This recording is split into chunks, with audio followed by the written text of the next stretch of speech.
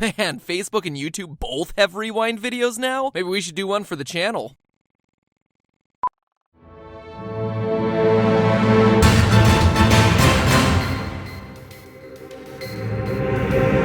FNAF, Scott, FNAF, Purple Guy, FNAF fan, Freddy, FNAF, Purple Guy, FNAF, yikes. See you in 2016, everybody.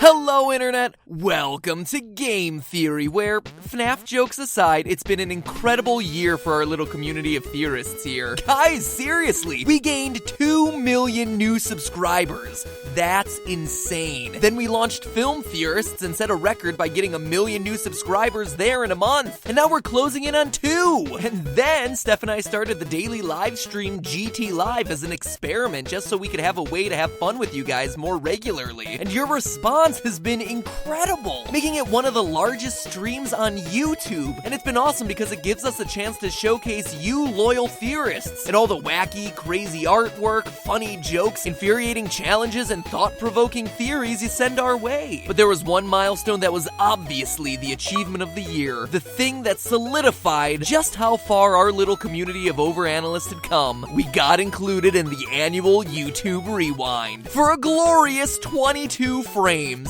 0.92 mind-blowing seconds of me eating cold, dirty pizza off the ground. Truly, we have made it.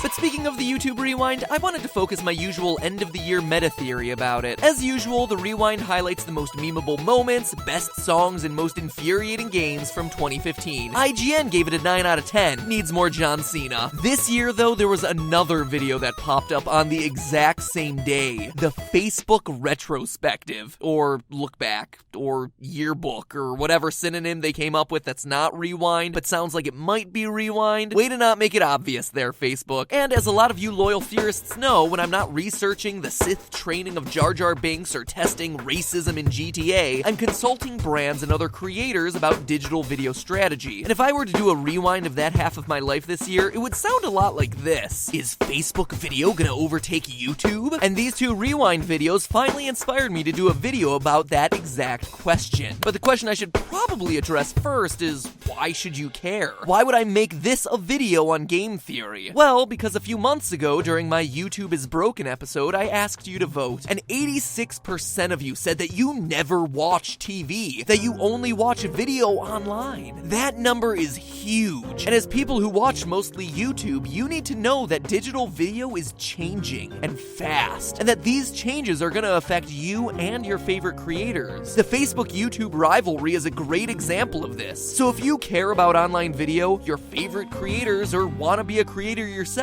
this is stuff you need to know. With tons of people all talking about this huge battle between Facebook video and YouTube video and who's gonna beat who, the answer to that question is now literally staring us in the face in the form of these two rewind videos. I'll show you what I mean. Let's start with the platform we're on now, YouTube. The first thing you'll notice about the YouTube rewind video is that it's pretty all over the place. The recurring theme is an X-ray machine from the Love Has No Labels video about gay marriage, acting as a hub that unites beaches, desert buses, and a cracked-out pizzeria. It just flings you off into every direction, with gamers next to beauty gurus, little breakdancers next to prank versus prank as they work it through 100 years of fashion, pop songs mixed with a Toreador march. Ah, FNAF, you truly have infested everything. It's fast-paced, with every frame ending with a jump cut, every joke getting an immediate payoff, and each meme getting fused with 3 other video trends from the year, so you end up with vloggers and nerdy chefs celebrating gay rights by jumping into a ball pit referencing the Roman Atwood plastic ball prank, all on a cargo ship that references... I honestly have no idea. That is how deep this rabbit hole goes. Whether you personally like the video or not, it's incredibly YouTube. YouTube is vast. You can see this in just how many people there are in this video. I watch YouTube for a living, and I can't point out who everyone is in this. On the Facebook side, it's a completely different story. This video literally watches like a yearbook, complete with page turn transitions. It immediately immediately tells you that this is going to be a more traditional narrative. Race riots, water on Mars, earthquakes, refugees. The music slowly builds across a series of emotionally charged images and videos to a crescendo with a clear traditional message of people across the world uniting against oppression and adversity. So,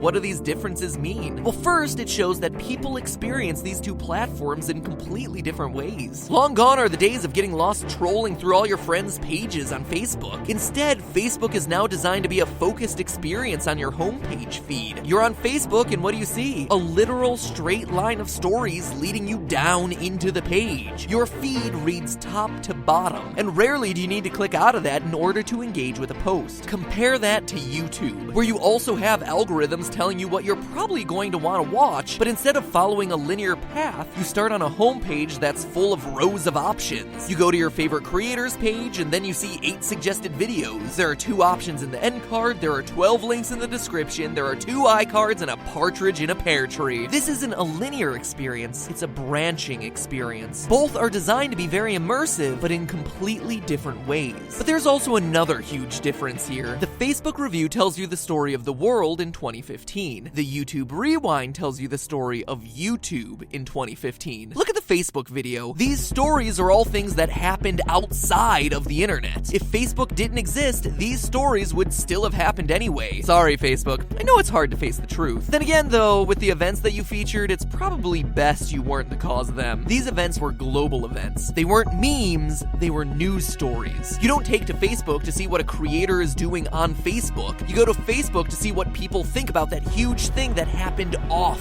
of Facebook. Now, does that mean YouTube doesn't care about stuff happening in the real world? No, but they come at it from a totally different angle. Instead of addressing gay marriage by showing footage of political rallies, they put a huge rainbow wall on a boat in LA. Instead of text on the screen about accomplishing things together, they spoof Shia LaBeouf's motivational speech with a montage of creators around the world in front of a green screen. Just do it! Do it! And while YouTube acknowledges events in the wider world, it also has a culture all to itself that only it understands. To all of us, Freddy Fazbear has been a huge part of the past year. So much so that a lot of people are sick of it. But mention it to anyone outside of the YouTube sphere and they don't even know that this is a game that exists, let alone a culture unto itself with 4 games, a novel, and a movie. To us, the ending of this year's Rewind, where they flash back to different iconic moments from the site's 10-year history, is a moving walk down memory lane. To the regular viewer, though, they're probably like, why are those 2 grown guys biting each other? Which one is better? Neither, because they both appeal to the audience they have and address those issues in a way that's organic to their site. These 2 videos represent 2 different generations. Facebook has been aging for a few years now. Reports from this May showed that usage of Facebook by high schoolers and college kids, the groups Facebook was built on, is down by 59% each. But while that's happening, other demographics are growing big time. In the same time frame, older groups ranging from 24 to 35, 35 to 54, and 55 and over grew by 32, 41, and a massive 80% each. And just to make sure it's fair, YouTube's demographics are also getting older, just a whole lot more slowly. In 2012, 46% of YouTube's audience was 12 to 34. In 2014, it was 41%. So you're slowly starting to see people age into other demographics. It's just very slow. So it makes sense then that when you watch the Facebook review, it looks like what you'd imagine adults watching, the news. These are people who are over 30. YouTube represents a younger demographic. They don't watch the news about an important issue, they watch their favorite creator's reaction video to a news story. Then they themselves make a commentary video on that video, comment on it, and then watch other people's reaction videos to their video. They don't repost Huffington articles about their favorite singer, they make a song parody about them and show it to their friends. YouTube Rewind exemplifies this. It's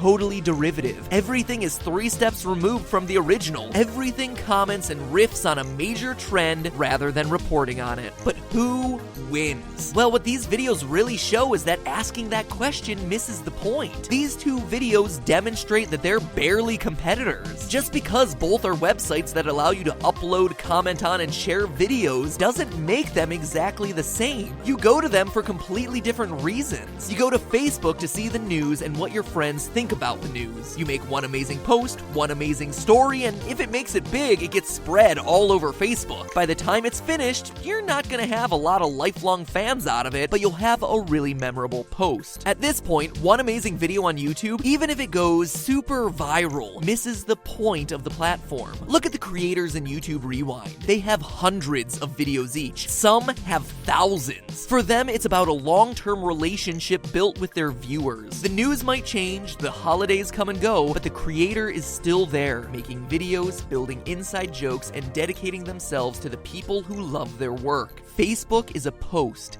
YouTube is a commitment. And here's why all of this matters. Next year's YouTube Rewind could look very different. While everyone was looking towards Facebook as YouTube's competitor, YouTube has been working to take on two other targets: Hulu and Netflix. YouTube is aiming to be the web's premium video destination. Just look at some of the moves they've made this year. First, they've started creating specialties. If you watch this channel, you've probably heard something about the YouTube Gaming app, which became a thing in August, but there's also the YouTube Kids app and the YouTube Music app. YouTube is starting to carve off some of its biggest pieces into specialty categories to make sure that each of those individual communities feels like they're being catered to, and to make room for some other pretty big stuff on YouTube main. We'll get there in a second. Secondly, the algorithms are pushing for longer and longer content. Say goodbye to the days of the 3-minute long cat video. Have you noticed that the videos you find in YouTube search are a whole lot longer than they were a year ago? Well, that's no accident. Those are the videos YouTube wants you to find. This, in and of itself, comes with huge repercussions, and honestly deserves a video unto itself. But at its core, it shows that YouTube cares about you watching just as much YouTube as someone who would be watching regular TV or Netflix. So much so that it now plays into the monetary system through YouTube Red, the ad-free subscription service which pays based on how long people are watching your videos. And speaking of YouTube Red, the company has made it clear that they're trying to get more long-form premium shows on the platform. Part of this is their YouTube Originals initiative, where YouTube is partnering with some of the largest channels to create long-form premium shows, giving some of your favorite creators the funds to make new shows, launch new ideas, and hopefully create bigger, more exciting stuff for their audience to enjoy. That is legitimately cool and is a decision that deserves to be acknowledged. Believing in your most popular creators enough to give them the funds necessary to take chances and make better shows for their fans, it's a brave move, and it shows that YouTube is still putting a priority on the personalities who have found their home here. It's decisions like that which are reassuring, showing that they're keeping the community focus in the forefront as it tries to do new things. But then they're also talking with Hollywood about getting more TV shows and movies onto the site, just like Netflix. That's a bit more concerning, because now you start to water down what YouTube means, and you put small creators in competition with big studios. Can you just imagine 2016's Rewind, where it's a bunch of House of Cards actors alongside the Blacklist? Oh, and with Jacksepticeye and Husky Starcraft dancing to Psy's latest K-pop song in the background somewhere. The point here is this. Comparing the Rewinds was meant to show what makes YouTube unique and different when compared to other video platforms. It's a place for communities to find each other and thrive. It's a social platform where passionate creators are able to engage their audience, large or small, where I've been lucky enough to find all of you. And the YouTube Rewind is symbolic of how all those disparate parts fit together in a crazy mishmash celebrating the collective internet culture. That's why we're all so excited to see it every year, and why it's such an honor to be invited to it. It shows you're a part of this crazy breakdancing, Fazbear, meme-swilling community. But as you segregate gamers from beauty gurus, or try to bring in a bunch of TV shows, step by step you slowly risk losing what makes YouTube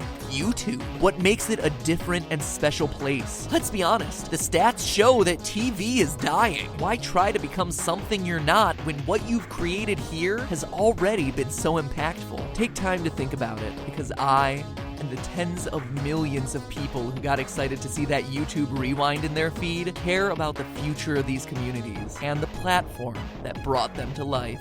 But hey, that's just a theory. A meta theory. Thank you guys so much for an incredible 2015.